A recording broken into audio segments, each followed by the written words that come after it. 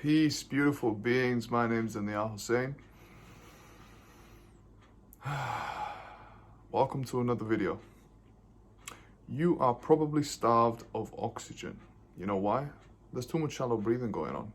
Oxygen is a nutrient which is critical for your health. You can go a week without food. You could go days without water. You can go days without sleep. But you can't go an hour without oxygen. Your brain is probably deprived of it, your organs, your skin, your cells. Oxygen is critical for so many things. It's unbelievable. If you're breathing through your mouth, that is the incorrect way to do it. Nasal breathing is the correct way. They call it Buteyko breathing, B-U-T-E-Y-K-O. That's a method for breathing through the nasal passage.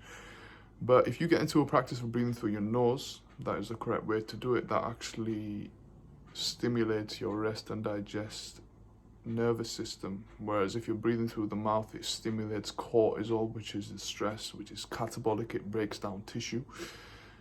And you want to get into a practice of breathing through your nose. Another funky fact.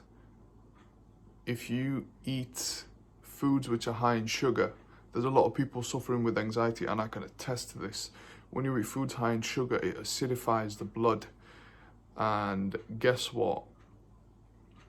Counteracts the acidity. Alkalinity, obviously. But your body starts hyperventilating so it can pull in more oxygen, so it can stabilize the pH of the blood, which is something when I learned I was shocked. So actually consuming sugary products, and if you've got anxiety, that is a big no-no. Even if you haven't got anxiety, be mindful of the amount of sugar you consume. Know thyself. I know for me, sugar I do not fucks with, but for yourself, be mindful of how much you consume throughout the day, because the government RDA is ridiculous, the recommended daily allowance. Back to the oxygen topic. So how can we learn to breathe properly? First of all, inhale through the nose. Secondly, let's take a full breath. If you put your hand on your belly button and then one hand on your chest, you want 2/3 of your inhalation to go to your belly and then 1/3 to your chest. And that is a full inhalation. And if you want to get really good at it, lie down on a flat surface, put your hand on your belly, hand on the chest. Set a timer for 20 minutes. Inhale 2/3 into your belly, 1/3 into your chest, and that'll be a full inhalation. Hold it for a couple of seconds, whatever feels comfortable to you, and then exhale. A really cool thing is if you do that for 20 minutes, your abdomen, your heart, and your brain will synchronize.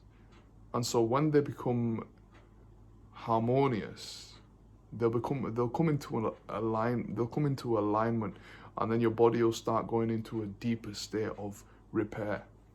It's really cool.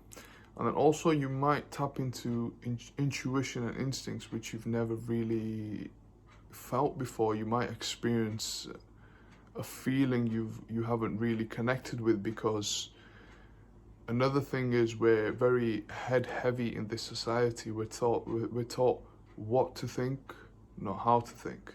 Whereas when you get to know thyself better, you can connect with your heart, you can connect with your gut, and then you get a better sense of who you are. But it takes practice. It's a lifelong practice of getting to know yourself and making breathing a lifelong practice as well. Is there anything else? Nah, that's about it. But remember, it's like breathing is critical, so get into a practice of doing it every single day. Chances are, so many people out there are deficient in oxygen. Thank you for watching, beautiful beings. Peace.